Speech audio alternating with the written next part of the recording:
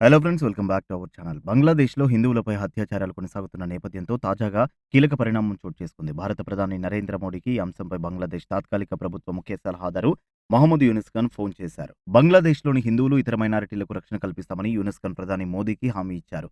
పూర్తి సమాచారం తెలుసుకునేందుకు వీడియోని స్కిప్ చేయకుండా ఎండ్ వరకు చూడండి. ప్రొఫెసర్ యూనిస్ ఖాన్ తనకు ఫోన్ చేసి మాట్లాడినట్లు ప్రధాని మోదీ శుక్రవారం ట్విట్టర్‌లో పోస్ట్ చేశారు. ప్రజాస్వామ్య, సుస్థిర, శాంతియుత, ప్రగతిశీల బంగ్లాదేశ్ కోసం భారతదేశ మద్దతు కొనసాగుతుందని యూనెస్కు స్పష్టం చేసినట్టు మోడీ పేర్కొన్నారు.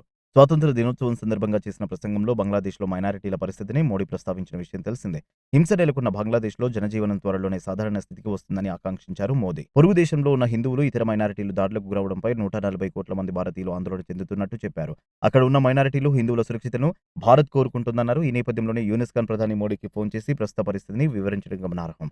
బంగ్లాదేశ్లో పరిస్థితి అదుపులోకి వచ్చిందని యూనిస్ ఖాన్ మోడీకి తెలిపారు. జనజీవనం సాధారణ స్థితికి చేరుకుందని, శనివారం వర్చువల్గా జరగనున్న వాయిస్ ఆఫ్ గ్లోబల్ సౌత్ సమ్మిట్లో పాల్గొనాలన్న మోడీ ఆహ్వానానికి యూనిస్ అంగీకరించారు. యూనిస్ ఖాన్ ఇటీవల మైనారిటీలు, హిందువులపై జరుగుతున్న దాడులపై ఒక కార్యక్రమంలో స్పందించారు. హక్కులు అందరికీ సమానమని, మానవులంతా ఒకటేనని తెలిపారు. మతమేదైనా ప్రజాస్వామ్యంలో అందరం మనుషులమేనని అన్నారు.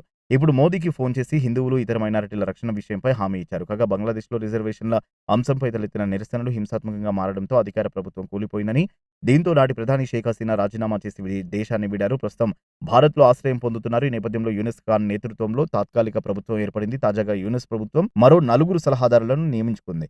దీంతో మొత్తం సలహాదారుల సంఖ్య 21కి చేరింది. మరోవైపు బంగ్లాదేశ్లోని మైనారిటీ ఆలయాలపై దాడులు జరుగుతున్నాయి. కుల్నా డివిజన్లో ఉన్న మెహర్పూర్లోని ఇస్కాన్ దేవాలయాన్ని కూడా ఆందోళనకారులు ధ్వంసం చేసి తగలబెట్టారు. దేశంలోని 64 జిల్లాల్లో కనీసం 52 జిల్లాలు మతహింసకు గురయ్యాయని బంగ్లాదేశ్ హిందూ, బౌద్ధ, క్రైస్తవ ఐక్యత మండలి వెల్లడించింది. మైనారిటీలను రక్షించేందుకు నోబెల్ శాంతి బహుమతి గ్రహీత మహమ్మద్ యూనిస్ కృషి చేయాలని బంగ్లాదేశ్ హిందూ, బౌద్ధ, క్రైస్తవ ఐక్యత మండలి విజ్ఞప్తి చేసింది.